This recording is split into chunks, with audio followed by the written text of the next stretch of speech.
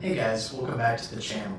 In this episode, we're going to go over the SCX30 and some things that I like, some things I don't like, some thoughts I have on how it compares to other small scale RCs, and we're going to crack open this box right here of the green model, the SCX30, and you will see everything that comes in it ready to go in as of January 2026. So let's jump into it.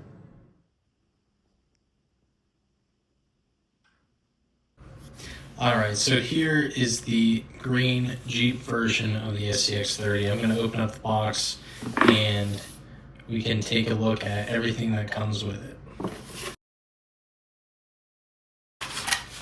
Here's the model itself. Oh, looks like we just lost a fuel cell. Must have came off the other side of the body there. But I will unzip tie this off camera and we'll get a better look at it.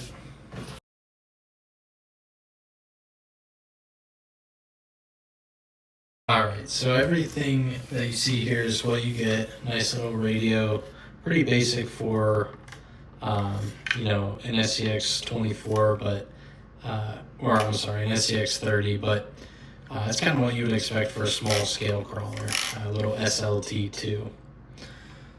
So you get that. This little baggie here that I did not open is actually for when you take the body off. There are pins that hold the roof racks together that, or there's little holes that stay open that these are used to kind of close those holes. So we're not going to be using that.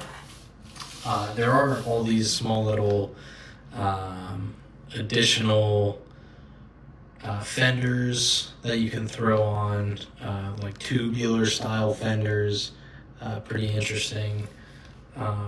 This is the rear tire delete piece, which I kind of like that. And this is obviously a driver, really nice that it comes with that. And then you get a little basic USB charger. I'm definitely not going to be using that to charge the LiPo battery that it comes with. So it also does come with a couple AA batteries for the radio.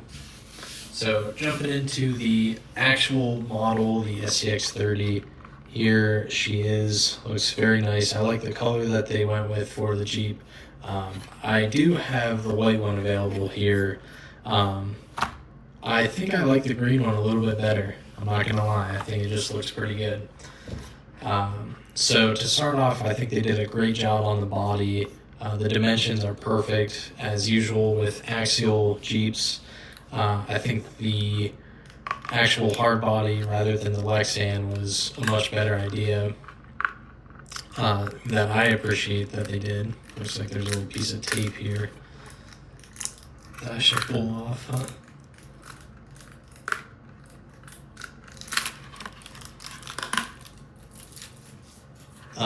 So I like that they did that. I like all the molded pieces that it came with. You got your, what do they call these? Your sand rails, your sand ladders right here.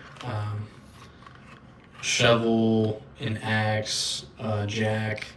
I just think that the molded details was such a nice touch on a really small scale RC truck like this. I know the SCX24, at least the couple that I had, were Lexan bodies and didn't come with many details, so I don't know.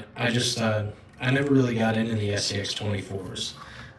Another reason that I didn't get into the SCX24s, and I'm really way more excited about the SCX30s than the 24s is the ability to drive around on an actual desk. I feel like these are the perfect size to drive around on a little table on a desk, whereas the 24 was slightly too large to really have a challenging drive on a table or a desk, where these I could set up a couple blocks and I got a perfect little challenge for some of these 30 scales.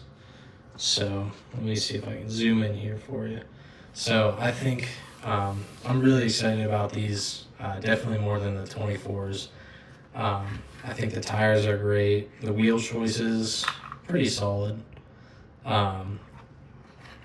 So you kind of just pull this thing apart. and then at the front, and then slide it back off. I think another thing they did really well was include these LED lights. I know they did that on the 24s, but I just really think that it was such a cool thing that they were able to include that on the 30s. Unfortunately, they were not able to include lights on the front glass, but that's okay. I think they did a really good job at including the ESC right here into the chassis, or into kind of the slider here on the side. I think that was really cool. It'll be interesting to see how they modify, or how aftermarket, if there's any aftermarket ESCs that can replace this, or, you know, for body swap purposes. I just think that'll be interesting to see. I also really like how they included the SCX24 motor in an even smaller vehicle. It just makes this that much more aggressive and punchier when you drive it. Something that I also think was really good was the molded single chassis.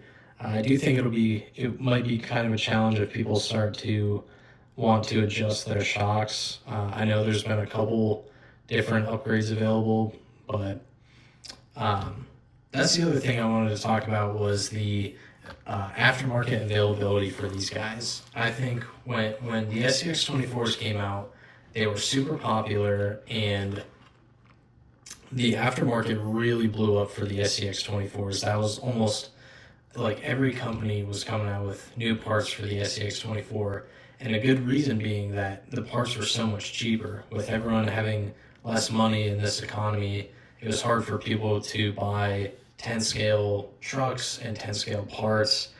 So more of a beginner friendly thing was, you know, that Axial was genius. They were like, well, we'll just come up with an even smaller platform, and they made the 24, the SCX24, and that blew up, and it was awesome. But it seemed to be overcome with a lot of competitive stuff, and it seems like they lost the scale side. So when they came out with the SCX30, the economy has only gotten worse, and it's only gotten worse in the RC industry with parts getting more expensive. So I thought it was funny that Axial decided, hey, we'll just go even smaller with the 30 scales here. But some of the prices for the aftermarket parts, that just like the 24, they've been blowing up, and there's been all kinds of SCX30 upgrades and aftermarket parts. But they're so cheap, they're like $20, and that's, you know, I'm definitely willing to spend $20 on different aftermarket parts. I know there have been some parts that were a little more expensive than that. I think I saw a servo for, I don't know, $70, $80, something like that. But yeah, I'm really excited to see what happens with these. So this video is being made in January of 2026, so I'm sure aftermarket will continue to blow up and expand, and I'm excited to see that. And I'm excited to see what kind of competitions and what kind of other body options come out. I think they just announced a K10, a Chevy K10, which will be kind of cool. But yeah, that's kind of my quick little review for the SCX30. I think maybe I didn't talk about things that I don't like about it, but there's really not too much I have found that I don't like. Yeah, I can't even really think of anything kind of off the top of my head that I don't like. It would have been cool to see a little bit more metal underneath the truck. Maybe not links. Like, I understand links. It was better for them to do plastic, but I think they could have found a couple more spots to include metal. Maybe even I don't think the worm drive gears are metal. But yeah, those are my thoughts on the SCX30, and I hope you guys enjoyed it. Please let me know your thoughts on the SCX30, and let me know what you think is going to happen in the next year, or this year, 2026, in the SCX30 kind of space. Is there going to be any cool parts that you would like to see? Just let me know in the comments. Thanks for watching, guys.